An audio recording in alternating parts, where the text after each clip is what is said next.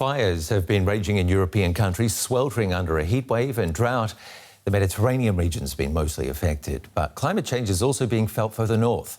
Forest fires here in Germany, in the state of Brandenburg, close to the capital, Berlin. The region's better known for its lakes and swamps, but it's now suffering from drought. Its waterways running low. There should be water flowing down this riverbed. But the Black Elster in the German state of Brandenburg has dried up, again. A consequence of heat waves and drought. Water piped in from a nearby lake replenishes the river at least a bit. Uwe Steinhuber works for a state-run company that recultivates these former mining landscapes. He regularly monitors the Black Elster. This part has dried up repeatedly during hot summer spells in the past 3 years.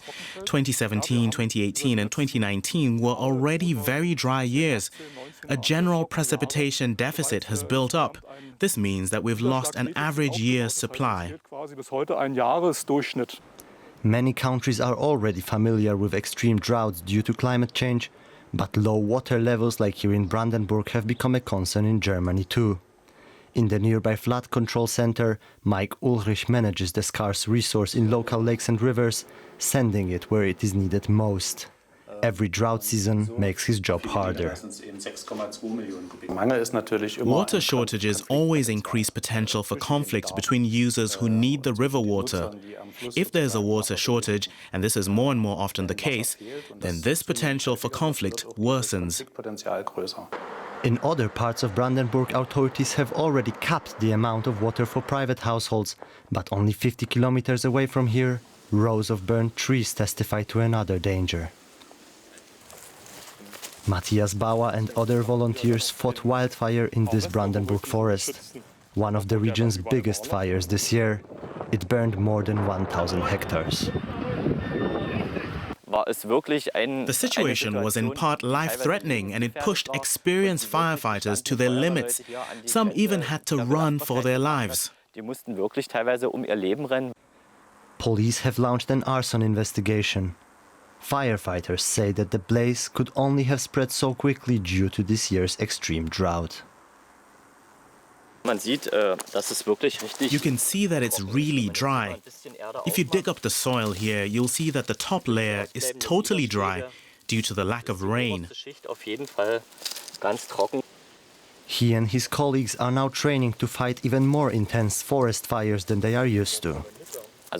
We've seen this in other countries like southern Spain or southern France, where serious wildfires are more frequent. You can watch what's happening there right now on the news. Firefighters there are familiar with it. We've never seen anything like it here until now. For Uwe Steinhuber, Brandenburg is in a race against time to adapt to the fast-changing climate. It's unpleasant, but we must deal with it. Climate change won't spare us here either. Scientists say we're facing possible desertification here in the next 20 to 50 years. As Brandenburg swelters, it's clear that climate change is here, and here to stay. Rehini Kumar is an environmental scientist with the Helmholtz Center for Environmental Research. Thanks for being on the show. The region around Berlin has become drier and drier over the past few years. Is it now becoming a type of hotspot?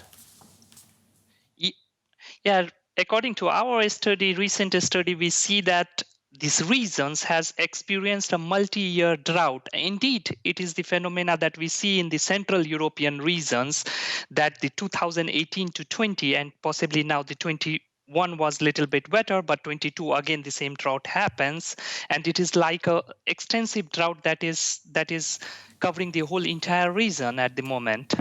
How would you say it ranks historically? So according to our study, almost over the last 250 years, this particular event of 2018 to 2021-22 ranks first on the record, that we have not seen such an unprecedented level of dryness or the intensity through which this drought has developed over the time. So it ranks first. What can we do? Because, so many governments aren't putting this first at the top of their agendas, and there's only so much we as consumers can do. The thing is that we have to work on both the mitigation and adaptation policies. Mitigation policies in order to curb the greenhouse gas emission and bring back the normal conditions back. And we as a scientist keep on telling that one to our policymakers. Look, we have evidence. We have conducting several kind of studies.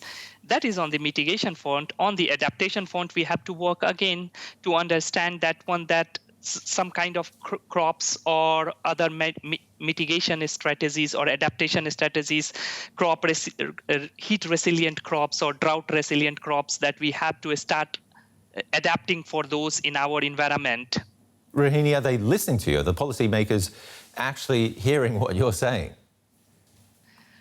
Well, we tried, and I sincerely hope that we sincerely hope that with this drought that has catastrophical impact on all the ecosystem, agriculture, and other stuffs, forestries, forest fires, or the fires that we are seeing. We hope that is a wake-up call for them in order to understand that we are now going under catastrophic situations. Another question I have for you, because even if steps are taken to deal with greenhouse gases, the effects, like these sorts of droughts and extreme weather patterns, won't suddenly stop. I mean, we're talking about knock-on effects here that we're going to be dealing with for a long time before the effects of cutting back on greenhouse gases actually knock in. Right. So that's why I told we have to tackle this on two fronts. One is the mitigation strategies that the greenhouse gas and others that has to be reduced, and other is the adaptation strategy that we have to start dealing with these situations. We have to understand that this situation is also happening in our regions. It's no more like Southern Europe or back in other areas, drier areas that was traditionally seen as that they are having the water scarcity issues. But in Central Europe, we are facing those kind of situations. Rohini Kumar with the Helmholtz Center for Environmental Research. Thanks very much for being on DW. Thank you.